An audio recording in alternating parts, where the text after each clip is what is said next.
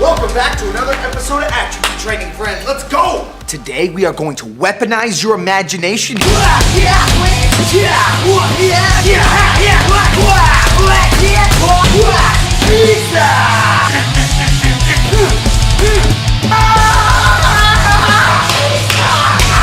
Bang!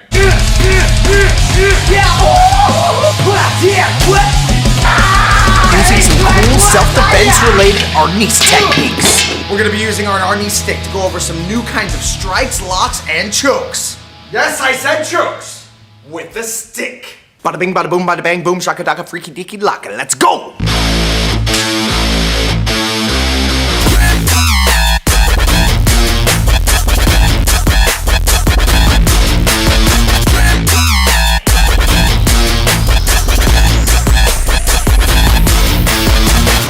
Contrary to popular belief, I am a professional in this craft.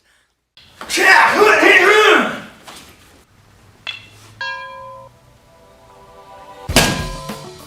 first move that we're going to go over utilizes the stick as kind of a bashing tool. So I'm going to be making contact with the middle section right here, as well as the puños on the end. Here's the idea. The aggressor has put hands on me. Get handsy, bro. So rather than being in my normal range, I'm going to be in a much closer proximity. Say it right, proximity. Yeah, that's what I said, proximity. Yeah, whatever. Potato, potato. I'm going to grab my stick like this and bash them with the middle of my stick. From there, I choose the desired side to step forward and hammer them. Poke once, poke twice with that puño side, then I shuffle out of range so I have an efficient use of my weapon more so. Choose your targets wisely, because if there is a humane way to use a weapon, this is of the utmost importance. I can bash to the chest to make contact with the body, causing pain, but not necessarily killing the person. Hitting the throat, face, temple, and jaw are likely to do far more damage that is long-term. So assess the situation, expect to be videotaped, and deal with the consequences. Remember, it's self-defense. This person has already committed a crime against you. So depending on the level of aggression that he is initiated with, violence is kosher.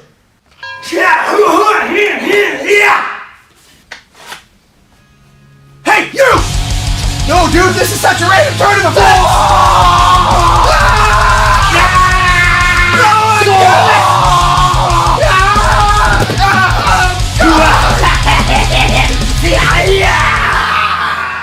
That was incredibly violent and unexpected. For the next one, I'm gonna add a flywheel motion. Many of you guys have done this in your Doce Pares / Arnis training, anywho. Say it right, anyhow. Yeah, that's what I said, anywho. So after my last strike with my puño, you notice the stick is already in alignment for a strike to the face. I simply follow through with that strike and shuffle out of range. As you're making contact, shuffle out of range so you can utilize your space efficiently.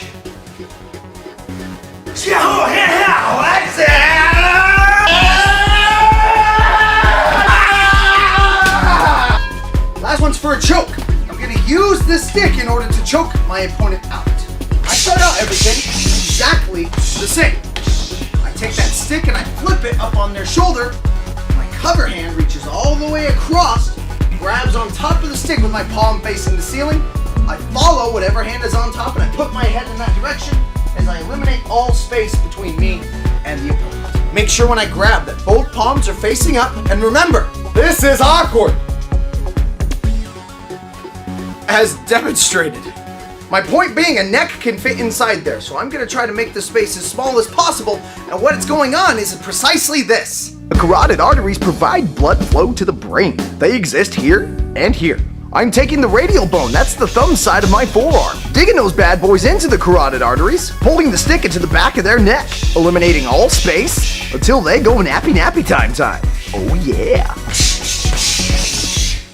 Now I know what some of y'all are thinking. The possibility of me getting into a self-defense situation against an unarmed opponent, whilst I have a stick, crowbar, bat thingamajig in my hand, are pretty much slim to none. And you would be right in saying so. That's why we teach crossbow. Actually, a more realistic benefit of using the stick is that I'm gonna learn the attributes of how my body moves while minimizing contact on my body. If I'm always making contact with my knuckles, and my elbows, and my knee, but I don't understand technique and movement, I'm likely to hurt myself. But at least with the stick, I can learn attributes and I can learn movement without actually doing harm to my body. I can use the stick instead. So let's go over the open hand variations for all three of these defenses. First one is to represent the simple bashing pose. Hands come up in a non-threatening gesture. Yo, bro, calm down. Knock it off, pal. Stop that. Push, step forward, hammer, hammer. That's all. And now the lock kick to the face. Help! I'm stuck! Same rules apply on this one. Hammer, hammer, but if I want to hit him back in the face, that same hand can do that lock tick motion. This time with a back knuckle. And then a push. The hammer fisting hand rotates back, hitting with the back of your hand for a back knuckle. Make sure that fist remains tight. The other hand palm strikes them in the face either to push them away or break their nose off. Can that happen? Yeah, let's try it. Break their nose off. And now the choke, choke, choke, choke, choke, choke. Choking with the clothes maneuver thingamajig. Assuming that they buckled over after being hit in the groin, I think that's pretty fair. Yeah, I agree. I'm assuming they're also having a big jacket on. This will not work with the tank top necessarily. I'm gonna grab their jacket, shove my hand into the back, reaching for the tag with my palm up. From there, I go to the other collar. Now, whatever hand is on top, in this case, it's my left, your right. My head follows that hand like a track, looks away as I eliminate all the space by getting close. Twisting my hands as well as bringing my knuckles together like so I can effectively eliminate all the space and therefore all the blood in their head. Ha! Wait! This one's fun too. Whoa, please, punk, give me all your pizza. I I don't give a gosh darn, man. Give me the pepperoncinis. Push one hand, hold the other hand. If he wasn't face down, he might spin around. And I can go into my choke from there. If it's not obvious, I really love weapons. We'll see you next time on some attribute training, friends.